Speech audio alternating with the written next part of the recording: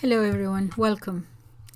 I'm sorry I sort of disappeared for the last 3 days or so. I was catching up on my reading. I felt I didn't particularly have anything to add or to talk about really, so I decided to go back to my reading and well, basically I was thinking, you see, along the lines of basing my thoughts on what is it about empires that grow and evolve and develop and then decline, along those lines. And especially why at the very tail end of every empire there is a sort of moral decadence always.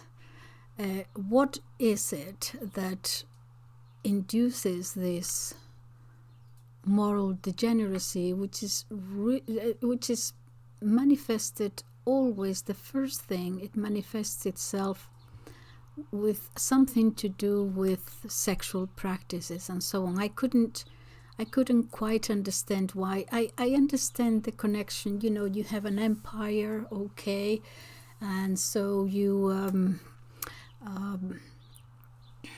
extract tribute or taxes from those colonies or whatever, okay, you overextend yourself, then those people revolt and rebellion, and you are so trying to keep the empire together and not to let it go, not to let it fail, that you concentrate on that and you forget what you have to do at home. Therefore, you have people outside rebelling against you, and then the people inside also rebelling against you. And I can sort of understand that, how that can happen from a political or an economic sense, but I couldn't quite see the connection with that, with moral degeneracy.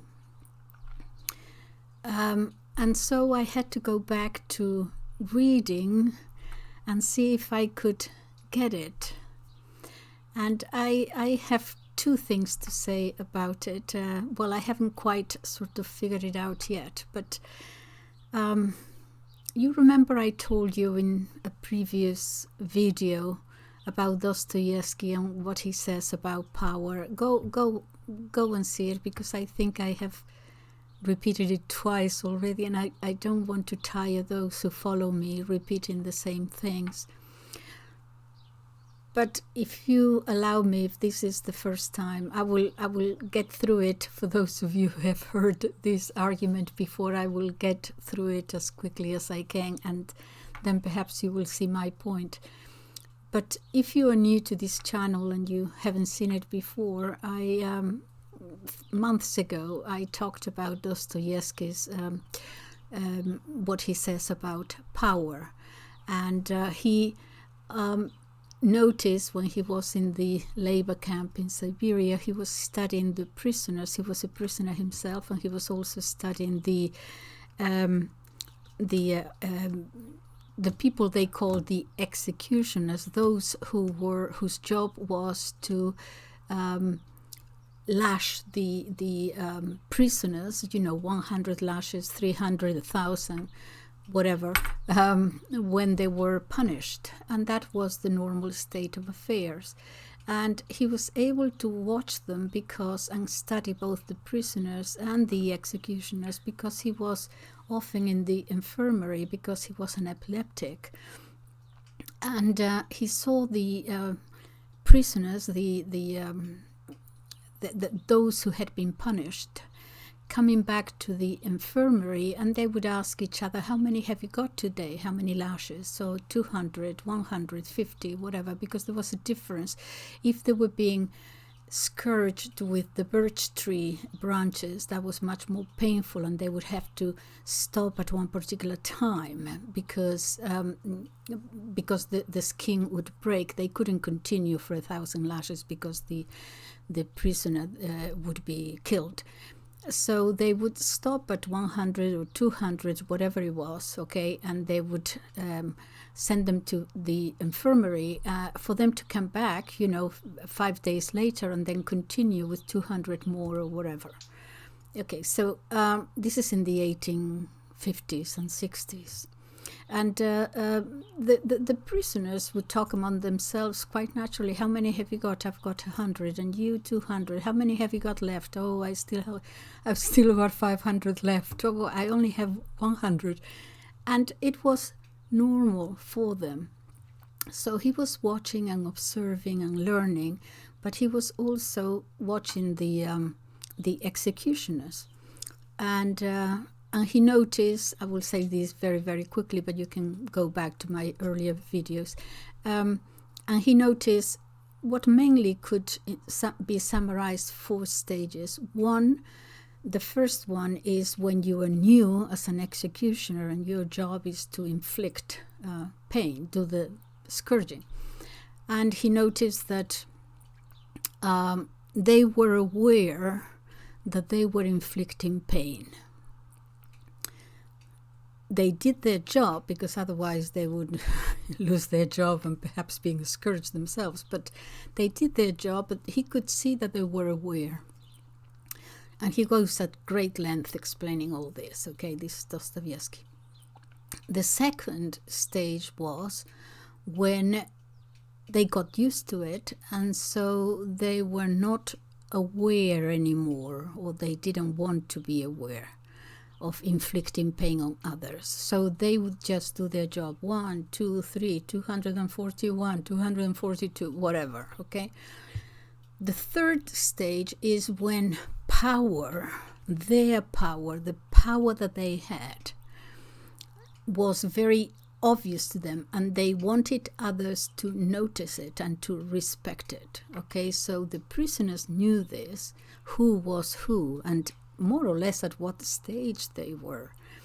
Okay, so if they were at this third stage, that they wanted to show how powerful they were, they would go in and throw themselves at his mercy and get on their knees and plead, please, I have a wife, 8 kids, please go easy on me. They knew that that wouldn't change anything, but they had to go through this ritual not to get it worse, because the new ones, the new criminals, the rookies who just were a little bit proud and cocky, and they just said, who, me, beg? No, I'm not going to beg, I'm just going to, okay, and if they didn't beg, they would get it double, okay? And that was them at this third stage, sort of exercising, more than exercising power, wanting you to acknowledge how powerful they were, otherwise you would get into more trouble. But the fourth stage, and he writes about this beautifully, is in great detail, is how you go beyond that. To use a tired phrase, you cross the Rubicon, the moral Rubicon, as it were. In other words, now you got pleasure out of inflicting pain. Okay, before you just want to exercise your power, now you got pleasure out of it. And he points out that that is the danger, because once you get pleasure out of abusing your power, pleasure out of abusing the vulnerable who can't do anything about it, you have them, in your hand, really, that becomes decadence and degeneracy, because when you get pleasure out of it, you never have enough. You have to increase it and increase it and increase it. You cannot just do the same thing every day. It's like a drug. You have to increase the volume, as it were. And he speaks beautifully about this, about human psychology. Okay, so I was thinking along these lines, and I thought, well, okay, so perhaps this, when an empire, any empire, begins to decline, okay, you have, the leaders have this power, but where do I get that getting pleasure out, that moral degeneracy of getting pleasure out of abusing those below you, and the sexual thing that comes up in so many writers of many empires, that the first manifestation, well, first of all, you see corruption and so on, that is there for all to see, but that always degenerates into sexual decadence. And I didn't see that connection. I'm still trying to study it. And I came across a book, and I'm reading it, so I'm not going to deal with this today. But it is, I think I will read you parts of it, perhaps in the next 2 or 3 posts, the next 2 or 3 videos. It is called Procopius, The Secret History. And this is one book. It is translated by G.A. Williamson from Worcester College, Oxford. And this is from an edition of 1966. But anyway, I'll deal with this because I'm going to tell you about how this comes about. Can you see it? Yeah. Because he deals with only 4 people. The Emperor Justinian and his wife, Theodora, of whom many operas and books have been written because of her sexual degeneracy. And then with Belisarius, who was his main chief general, and his wife, Antonina. So I'll leave that because I think you'll find it interesting. And I mention this because I was reading this book, right? And thinking, how can I present it to you? Reading is a little bit tiresome for the audience. How can I do it? Blah, blah, blah. And then yesterday, I saw that interview, famous by now, you've all seen it, between Tucker Carlson and Mike Pence. Yeah.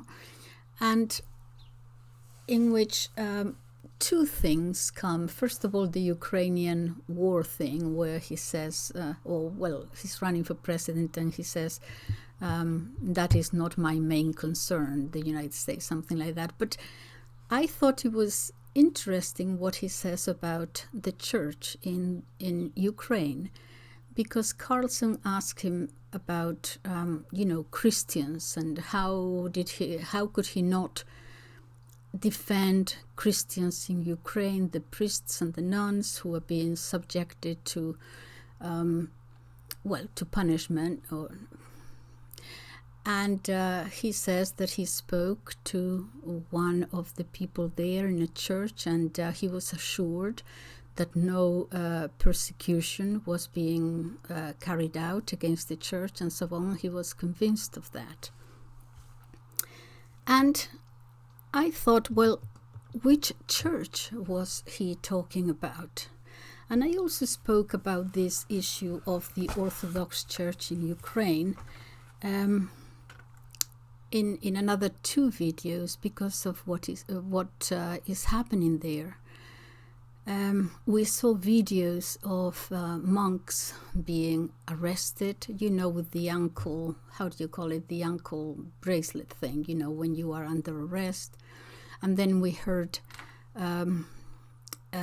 news of relics, holy relics from the church, the Orthodox Church, being taken to the West, which sounded, they said it was for their protection. I don't know.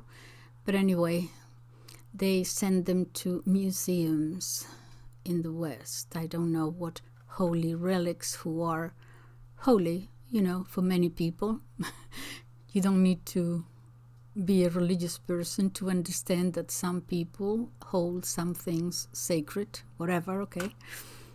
And I thought, and I did ask in a video, why didn't, if it was just for their protection during war, which could be, why didn't they just give them perhaps to the Greek Orthodox Church rather than to the Louvre Museum in France, or places in Italy, also to the Vatican? And Alex Christophorou actually spoke about that, and he is a Greek Orthodox. It seems to be so, and rather respectful whenever he does his videos. If he sees a church, he points to the church and he goes there and he's silent for a little bit. It seems to me that he is a religious man. And he expressed his disappointment that the Greek Orthodox Church did not complain or did something about it anyway. So all that is going on. And Mike Pence is saying in this interview that he spoke with one priest in a church, and he was assured that everything was okay and the church wasn't persecuted. Okay, so my question to this is, which church is he talking about? Because there are two Orthodox churches at the moment in the Ukraine. I had to look it up and do a little bit of research, because I am a Catholic and I don't know. I am not an Orthodox Christian. So what I have found out was that there was always an Orthodox church. Always, I mean, okay, at the very beginning, let's go to the very beginning. Okay, at the very beginning, in the early Christian times, there was the Catholic Church. Now, Catholic Church meaning universal, okay? Some Protestants today think that the word Catholic came about after the split between East and West.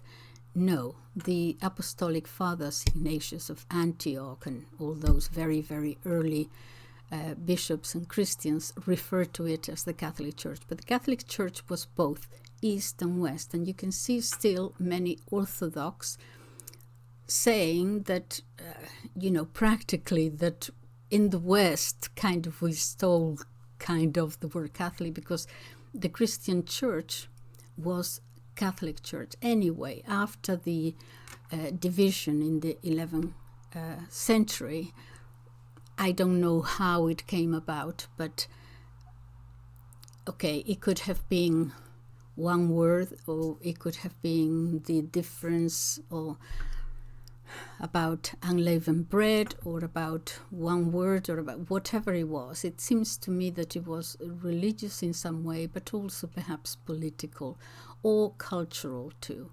It was divided between Greece and Rome, the Catholic Church, the Christian Church. All right, so how it came to be called Orthodox, I don't know.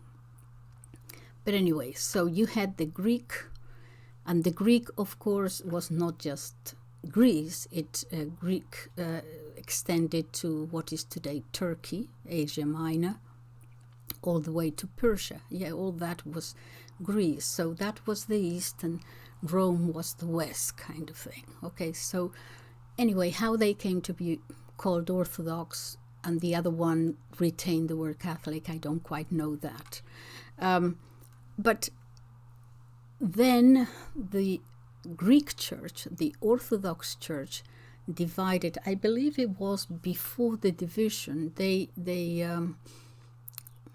wasn't a division, but then you had the Russian Orthodox Church, okay, which was the center of it was in Kiev, which of course was where Russia started, okay, and then it expanded the empire. This is a long history, of course, but in any case, that was the, let me not confuse it, it was the Russian Orthodox Church, and the Ukrainian Orthodox Church became,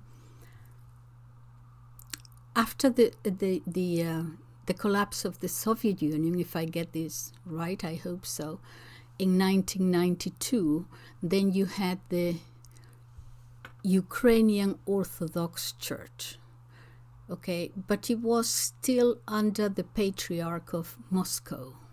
So it was affiliated with it. So it was kind of part of it, okay? But it was called the Ukrainian Orthodox Church.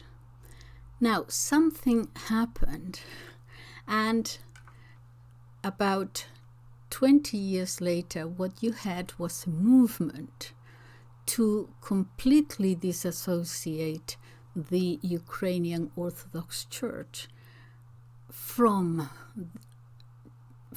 the Russian Orthodox Church. And so they called it, instead of the Ukrainian Orthodox Church, they called it the Orthodox Church of Ukraine. It's kind of confusing. Okay, but this was then, as I understand it, please correct me if I'm wrong, but this was then used as very much to be in favor of the problems that were about to start, the nationalist problems that eventually evolved into a war between Russia and Ukraine. Okay, so it seems that these two churches were at loggerheads, okay, because one was the traditional one, the Ukrainian Orthodox Church, and the other one was something new that was being cajoled and encouraged to be pro the nationalist side of Ukraine and very much against Russia. And being against Russia, they were obviously at loggerheads with the traditional church. And I want to read you, and as I am researching this, then I see that the Emperor Justinian, which is what this book is about, actually had a role in this, in the 5 patriarchs, which were, Justinian is 527 to 565, divided the church into 5 patriarchs, Rome, Constantinople, now Istanbul, Alexandria, Antioch of Syria, which is now also in Turkey, and Jerusalem. It's a long history, but it's actually fascinating. And this Justinian, in this book that I will read to you in brief, it's perhaps one of the most corrupt, sadist emperors in history. This is at the very, very tail end of the Roman Empire, and this is where I see what he does, and his wife Theodora. I can see now the relationship between the decline of an empire, you are practically on your last legs, and then where this moral and sexual degeneracy comes. So I read this and I thought, oh my goodness, this is the connection then. I want to read you something a little bit more about this division, because the United States had something to do with this split, and Mike Pompeo, who was the head of the CIA and later the Secretary of State with Donald Trump, had something to do with this. Let me read it to you. I have it here. You can probably find it in in Google or internet, okay, but I don't particularly want to read out the name, the writer of the article, because there is a war going on, and you just don't know whether, not that my videos will get to Ukraine, but I don't want to make it difficult for anybody, okay? But this is the article. I'm going to read it to you. It's not very long. It says, Pompeo's visit to Ukraine, or who is behind the persecution of the Ukrainian Orthodox Church. That is the traditional one, affiliated with the Russian Orthodox. On April 4th, the former head of the U.S. State Department visited Ukraine. What role does this person play in the persecution of the Ukrainian Orthodox Church? Who is their main customer besides him? On April 4th, 2023, the former head of the U.S. State Department, Michael Pompeo, arrived in Kiev. In the capital of Ukraine, he met with Volodymyr Zelensky. Along the way, we note that the Ukrainian oligarch Viktor Pinchuk, who is pre-coup in 2014, accompanied Pompeo to Zelensky. We will return to this point later. On the same day, Mike Pompeo met with the head of the OCU, the Orthodox Church of Ukraine. This is the new one,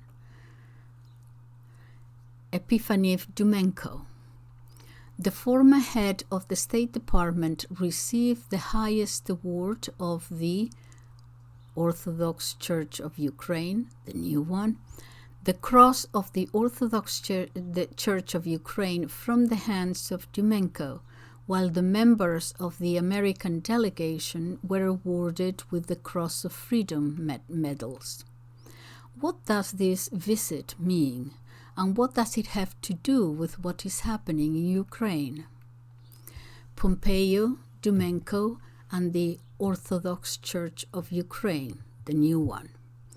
The Orthodox Church of Ukraine website reports that Dumenko had a cordial meeting with Pompeo, during which he expressed gratitude to the American people who are helping Ukrainians in this difficult time. Pompeo received the Orthodox Church of Ukraine Award for his work for the good of Ukraine and the defense of religious freedom. We remember exactly how the former head defended rights and freedoms, in quotes. After all, it was this person who oversaw and probably initiated the process of creating an organization headed by Dumenko. Pompeo's visit to Ukraine is most likely related to the election campaign. However, it is remarkable not only for this, but primarily for the fact that it took place in the midst of the struggle of the authorities against the Ukrainian Orthodox Church, the traditional one. Another interesting detail, some sources report that during the meeting with the President of Ukraine, experts on religious issues were present as part of the U.S. delegation. Does this mean that the head of the Ukrainian state received an unequivocal signal from the United States that the embarked course for the complete elimination of the Ukrainian Orthodox Church, the traditional one, is correct? Probably yes, and that is why. Pompeo, CIA, and the Patriarch Bartholomew. In 2017, Michael Pompeo was appointed head of the Central Intelligence Agency by U.S. President Donald Trump. As the head of the CIA, Pompeo made his first visit to Turkey. The main purpose of the visit, according to the American press, was to agree with the Turkish government on a joint fight in Syria against ISIS. However, according to journalists, the visit to Ankara had another purpose: to discuss with the Turkish special services the issue of Islamic preacher Fethullah Gulen, who was in the United States at that time. Gulen was accused of being the organizer of an attempt to overthrow Turkish President Tayyip Erdogan. At the same time, the Turkish National Intelligence Organization, MIT, suspected that Patriarch Bartholomew of Constantinople was involved to some extent in the failed coup. For example, the Turkish newspaper Ait Nük claimed that Bartholomew knew about the upcoming push, and for this reason he left Turkey literally 3 hours before it began. In the Turkish media, Fanar is most often called the U.S. Embassy in Turkey, while Patriarch Bartholomew is considered a CIA informant. Therefore, as, quote, evil tongues say, when the situation with the head of the Fanar in Turkey escalated to the limit, recall that dozens of Turkish officials were shot on suspicion of participating in the coup, the head of the CIA, Pompeo, as a curator, came to save him personally. Probably for his service, Pompeo asked Bartholomew for a small favor, in quotes, to participate in the creation of the Orthodox Church of Ukraine. Because it was after 2017, when Pompeo visited Ankara, that Bartholomew himself and his inner circle began to actively voice the future creation of a, quotes, single local church in Ukraine, close quotes. Filaret, State Department, and OCU, the Orthodox Church of Ukraine, the new one. Of course, it is impossible to say that the, quotes, single local church in Ukraine project appeared in 2017. It is clear that it was discussed much earlier, but there were no suitable conditions for its implementation. And only when everything worked out, the project received the go-ahead and a starting life. Indeed, all the details of the special operation to create the Orthodox Church of Ukraine were prepared long before their implementation. This is confirmed by an archival video in which Patriarch Filaret Denisenko tells how this special operation will be implemented. Thus, back in 2021, Denisenko announced that his organization would merge with the UAOC if the UOC refuses, and the Ukrainian Orthodox Church will be able to temporarily exist on the territory of Ukraine as the Russian Orthodox Church in Ukraine. Back in 2021, Filaret was sure that, quote, we will be recognized by other local churches and, above all, by the ecumenical patriarch. Such confidence is easily explained because Dmytro Stepovyk, Denisenko's closest associate, teacher of the KP Theological Academy, said that he personally accompanied Filaret to the United States 13 times, where he met with the American lobbyist Gus Bilirakis, whose father, by pure chance, was the archon of the Fanar. In turn, Gus himself lobbied for the interests of the Patriarch of Constantinople in the US Congress. Therefore, we can assume that Filaret's visit to the State Department began long before he announced a plan to destroy the Ukrainian Orthodox Church in 2021, which is being implemented today before our eyes. State Department, UGCC, and destruction of the Ukrainian Orthodox Church. But are only the FANAR and the State Department interested in the absence of the Ukrainian Orthodox Church in Ukraine? Of course not. Another party, the UGCC, I don't know exactly who they are, is taking an active part in the destruction of the Ukrainian Orthodox Church. And although the head of the UGCC, Sviatoslav Shevchuk, stated in January 2023 that he was against the Ukrainian Orthodox Church receiving a, quote, halo of martyrdom, the deeds of his parishioners testified to the contrary. For example, in the UNATE dominant regions of Ukraine, churches of the Ukrainian Orthodox Church either do not exist at all or their number tends to an arithmetical error. In addition, the Uniates, both priests and laity, take an active part in the pogroms of the temples of the Ukrainian Orthodox Church. Only today, the mayor of Lviv, the Uniate Andriy Sadovsky, joyfully reported that he had liquidated the last church of the Moscow Patriarch in the city, removed with an excavator.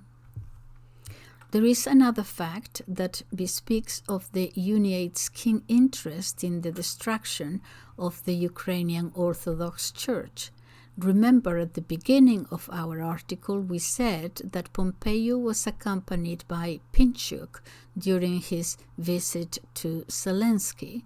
So on January 20th, the day after Shevchuk's interview, where he talked about how the ROC influences the UOC, First Lady of Ukraine, Olena Zelenska, and Archbishop of the Philadelphia Archdiocese of the UGCC, the UCU President Boris Hudiak held a discussion panel at the Ukrainian House in Davos.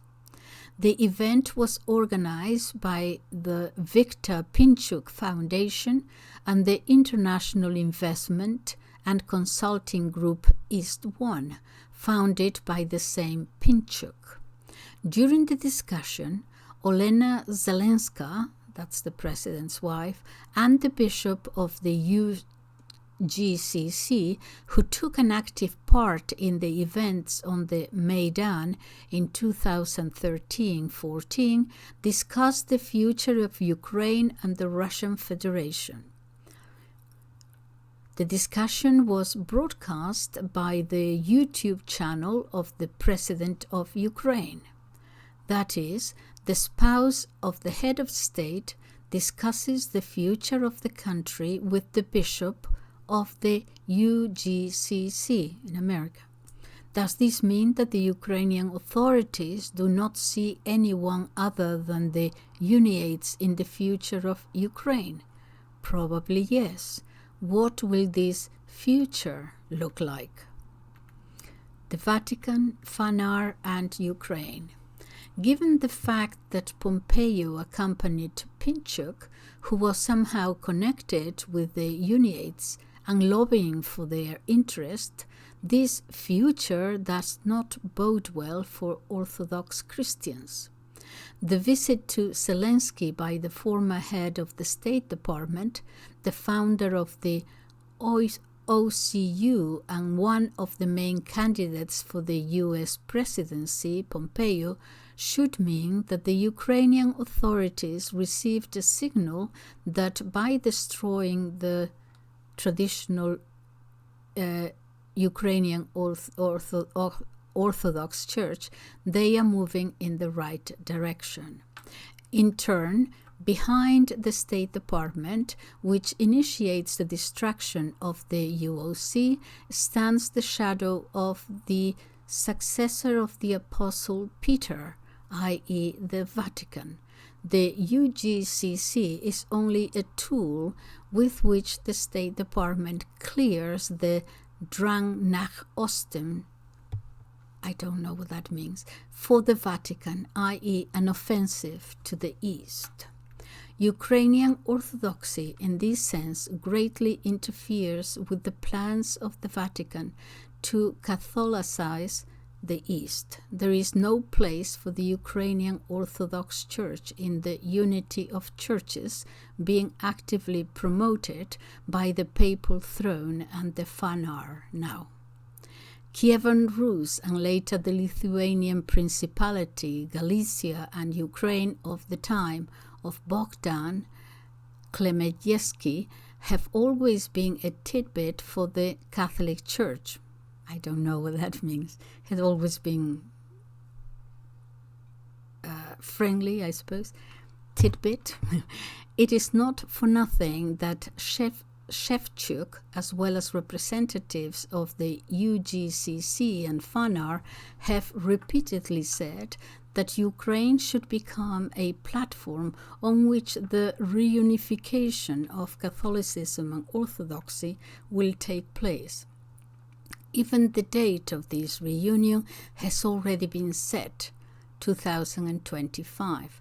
That is why all the ongoing developments are so bulging. I don't know who did the translation of this. Okay, almost from the beginning of its existence, our country had to fight for the right to confess the Orthodox faith. Those generations of Ukrainians who lived before us preserved their faith in God and passed it on to us. We hope we will be able to preserve it, because otherwise neither God nor history will forgive us. Okay, so this is an article and it says many things. It seems as if, this struggle between the churches is perhaps a political struggle. The Vatican is brought in. Those of you who follow me know what I feel about this Pope. So I wouldn't be surprised if he is there. He's certainly trying to destroy the Catholic Church from within. I'll say it. That's my opinion. So I wouldn't be surprised if he is involved in other matters, but of course we don't know. What seems peculiar here is that I had one comment from someone about the third secret of Fatima. I'm not into Fatima at all. Yes, I am Catholic, and yes, I am a traditional Catholic, and yes, Fatima and Lourdes and all that. But remember that the Church, I do believe that it did happen, but I'm not prepared to believe every single apparition, apart from these two major ones, because the Church investigated them thoroughly and so on. But I'm not prepared to just accept, some other apparition. And remember that the Church also, when it comes to these things, or even to saints, it's not part of doctrine that you have to agree that this is a saint. If I decided, God forbid, that Saint Teresa of Avila, whom I so admire, doctor of the Church and everything, was not a saint, I wouldn't be falling into mortal sin or anything. This is something that you don't actually have to necessarily. Okay, so, but someone suggested this thing about the third secret of Fatima and all these things about Russia converting and this and that. And I'm looking at all this and I'm saying, oh my God, could it be that, what is happening in the Catholic Church now since Vatican II? It's inner destruction from within. What is happening in the Greek Orthodox Church, which I don't know, but it seems that many are disappointed that the Patriarch there is not actively defending what is, the Russian Orthodox or something. Now, it would seem as if it is the Russian Orthodox Church, the only one at the moment who, in my opinion, at any rate, is not involved in all these political machinations. And a thought crossed my mind, and I leave you with this.